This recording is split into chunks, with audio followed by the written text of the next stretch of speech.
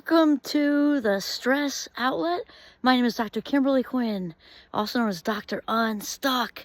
And as I mentioned, I got a holiday special going for 3 sessions for a much reduced price, just to get people going. Give me a call. Get on just do a discovery call if you'd like to. I love to meet new people. There's absolutely no commitment. We just chat. Done that a lot in the last couple of weeks, actually, and got to meet a whole bunch of TikTokers. So here's the thing, talking about unstuck, there are lots of little tips and tricks we can do to help. There isn't any kind of one fix until we start to, peel back the layers and kind of figure out, what's really going on. One other thing we can do is set a timer, really like a cake. You put a cake in the oven, it dings. It's been probably about an hour, 45 minutes to an hour, depending on the size of the cake. And then that's it. There's no more the cake is not in the oven. It's done cooking.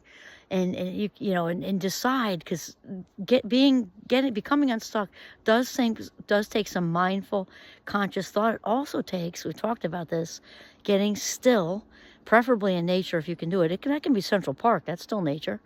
Most major cities, probably every major city, anyway, most major cities have parks and things like that. But whatever, if that isn't going to work for you and it's not realistic, get in the car and drive around, whatever. But set a timer. When I get back from this drive, or I get back from this walk, or I get off this phone call with this person who's helping me, whatever, I'm not thinking about this anymore today. It'll all be there tomorrow, or maybe you want to give it if it's too much to do till tomorrow, then take a break in the middle of the day, and I'm not going to think about this till 6 p.m. or whatever. Tomorrow's better, but it's all going to be there, and you get a fresher outlook, much fresher outlook. You can set a timer on it. And so if you're like, oh, how do I do that? She doesn't understand. Here's the thing. Thoughts are like waves on the ocean.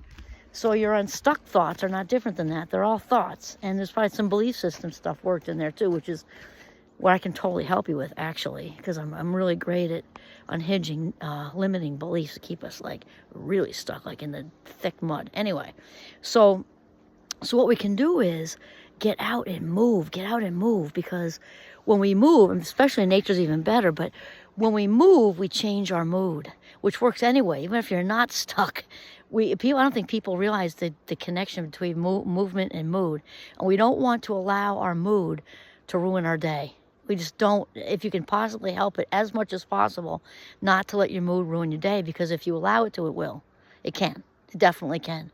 If it's a good mood, let it roll. But if it's, all kinds of negative stuff swirling on a hamster wheel, get out and move and breathe fresh air. If that has to be inside, it has to be inside. Movement is better than no movement. If you can get outside, even if it's sidewalks and stoplights and all that stuff, to get out, because movement elevates our mood, which will help you get